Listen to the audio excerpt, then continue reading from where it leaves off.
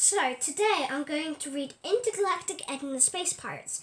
First, we'll read the blurb because it gives us more information on what we're reading about.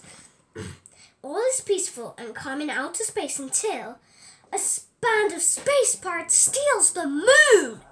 Will Intergalactic Ed and his faithful cat Sputnik find a way to release it, or will they end up on the space plank? Have a try at home. Maybe you can guess it correctly, or they won't end up on the space plank. Okay, so Intergalactic Ed and the Space Pirates.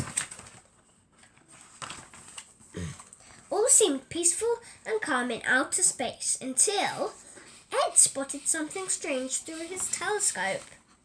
"Cosmic calamity," said Ed to his cat Sputnik. "Something's wrong with the moon." What do you think's wrong with the moon? Have a guess at home. If you have this book, then you will definitely know. Luckily, Ed knew just what to do. He grabbed his backpack, his turbo torch, and Sputnik, Space Cat Extraordinary. Then he pushed a small book on his shelf sideways. There was a whirring sound followed by a loud click, and a hidden panel in Ed's bedroom wall slowly slid open. What do you think's beyond it? I don't know.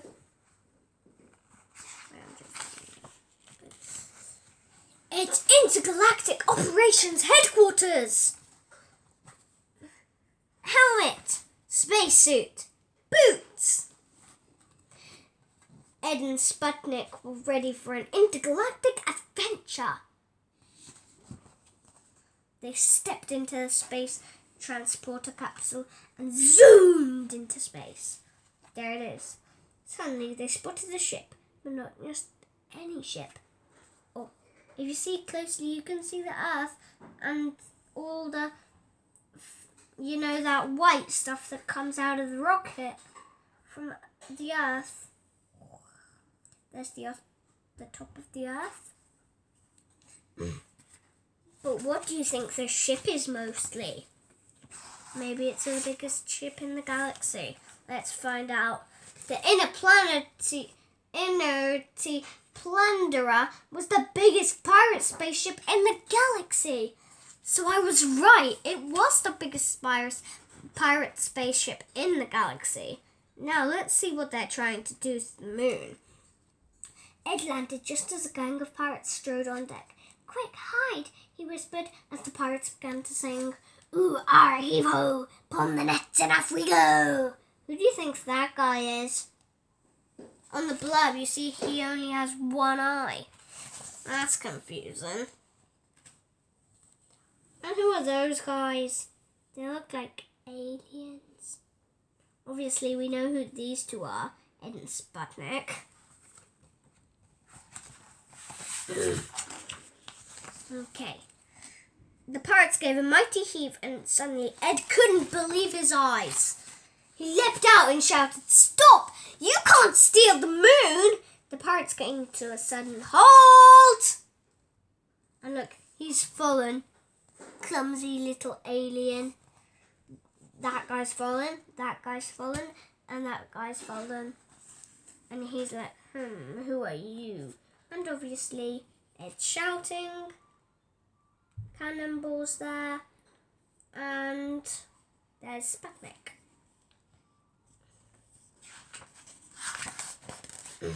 "You can't tell us what to do, Space Flea," said the captain. So that is the captain! Wow, captains are usually very powerful. I'm sure Ed has to be really careful with this guy.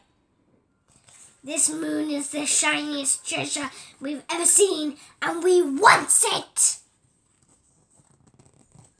Do you think that they will win against that captain and the crew? Or will the captain and his crew win against Ed and Sputnik? But the thing is, the moon isn't actually shiny, said Ed. "What are you talking about, boy?" shrieked the captain. "Just look at it." If you didn't know this is a real fact that's true. Ed picked up a cannonball and pointed his turbo torch at it. It's like this. The light from the sun makes it look like it's shiny, but it's not. See, it's just shadows on a lump of rock. Look. That's what makes the moon shiny. That is a really true fact. And there's another true fact on the other page. All right, cried the captain. Have it your way. At least it's still the biggest moon in the solar system. But it's not, you see, said Ed. Jupiter's moon, Ganymede, it's even bigger than the planet Mercury. Ganymede, Mercury, Jupiter. That's a bit too big. Forget that. That's true, really. This was the final straw. This little space flea thinks he knows better than me, the captain shouted. What should we do about that, lads? They're all angry at him. Sputnik's not helping. He's just closing his eyes. And with that, the ghastly galactic crew began to chant, Space plank, space plank, space plank, Sputnik! He called as he teetered on the edge of the plank. Help! He's like, ah, and they're all happy and shouting louder. And Sputnik, obviously, I can't let this happen to my owner. Okay. Suddenly, Sputnik thought of something. He skittered across the deck and switched on the turbo torch. Sputnik aimed its great beam of light upwards and then clambered up the mast. With the pirate's chants sounding louder, he started to dance behind the sails. This is no time for mucking about, yelled Ed. But Sputnik had a clever idea. What do you think Sputnik's going to do that makes this idea clever? This. As the light from the torch glowed in the sky, Sputnik's dance became the most magnificent shadow show the pirates had ever seen. Ooh, said the crew, totally transfixed. But then the captain began to speak. Catch that cat, that prancing puss, that two-stepping tomcat. We want it! And look, Intergalactic Ed is escaping.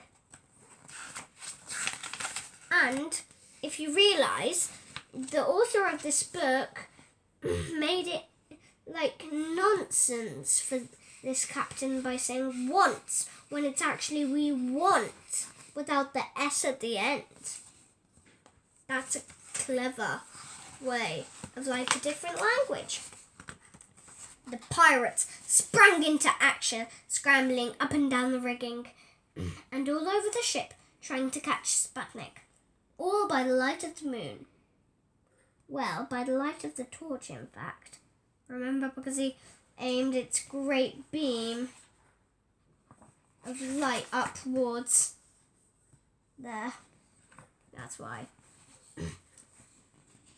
Because as the pirates were trying to capture the dancing cat, it has secretly untied the net and set the moon free. Look, it's like miles away, about, I think, 20 miles away? That will be a long way away. At the end is a funny bit. You might laugh if you want to. The pirates hadn't even noticed, and now the moon was light years away. What a clever cat, said Ed, as Sputnik skipped over the pirates and into his arms. They leapt into the space transport capsule and zoomed into space. And look, it's like, hooray! And they're shooting. It's like, hooray. And then the cat Sputnik is like, please don't let them shoot me!